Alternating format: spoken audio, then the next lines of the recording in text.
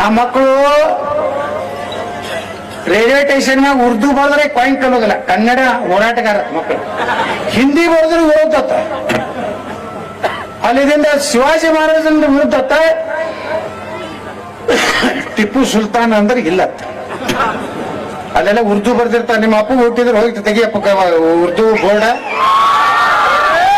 ಮರಾಠಿ. ನಾ ಹೇಳ್ದೆ ಬೆಂಗಳೂರು ಬೆಳಗಾವಿ ಅಧಿವೇಶನದಾಗ ನಮ್ಮವರೆಲ್ಲ ಹಂಚಿ ಬಿಟ್ಟಿದ್ದು. ಬೊಮ್ಮಾಯಿಯವರು ಏನ್ರಿ ಗೌಡ್ರ ಸುಮ್ಕೊಡ್ರಿ ಅಂತಂದ. ನಾ ಇವತ್ತು ಮಾತಾಡ್ತೀನಿ, ಹೇಳ್ರಿ ಬೊಮ್ಮಾಯಿಗೆ ಇವತ್ತು ನಾ ಮರಾಠ ಅಭಿವೃದ್ಧಿ ಮಾತಾಡ್ತೀನಿ, ಉತ್ತರ ಕೊಡ್ಬೇಕು. ಗೌಡ್ರ ನಾ ಕೊಡ್ತೀನಿ, ನಾನೇ ಕೊಡ್ತೀನಿ.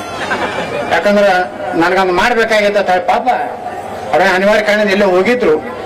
ನಾ ಹೇಳ್ದೆ ಮರಾಠಿ ಭಾಷೆ ಬೇರೆ, ಮರಾಠ ಬೇರೆ. ಮರಾಠ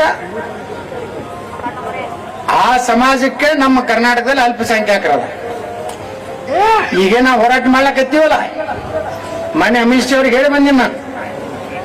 ಕರ್ಸಿದ್ರು ಅಮಿತ್ ಶಾ, क्या करने का यत्नाथ जी, बहुत आपका कर्नाटक में दंगल बहुत हो रहा है आपका.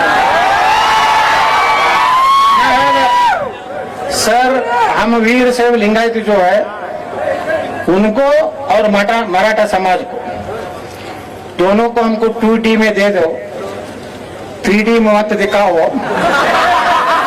2D दे दो. ಬರ್ತೈತಿ, ಅದನ್ನೆಲ್ಲ ಪ್ಲಾನ್ ಮಾಡೀವಿ.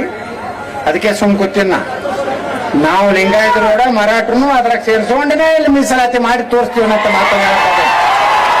ಬಹಳ ದಿವಸದ ಮರಾಠ ಸಮಾಜ ಡಿಮಾಂಡ್ ಐತಿ, ನಮಗೂ 2A ಕೊಡ್ಬೇಕತ್ತ. ನಾ 2Aದಾಗಿರು 112 ಮಂದಿಗೆ ತೊಂದ್ರೆ ಮಾಡೋದಿಲ್ಲ.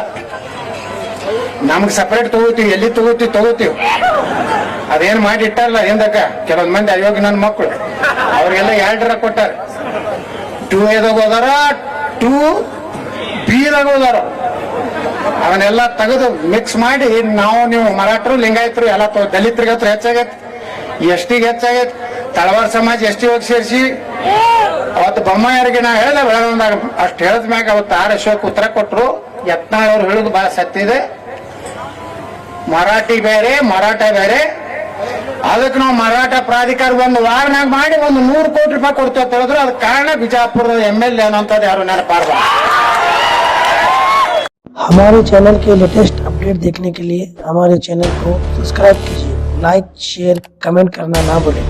आपके विचार हमारे लिए महत्वपूर्ण है.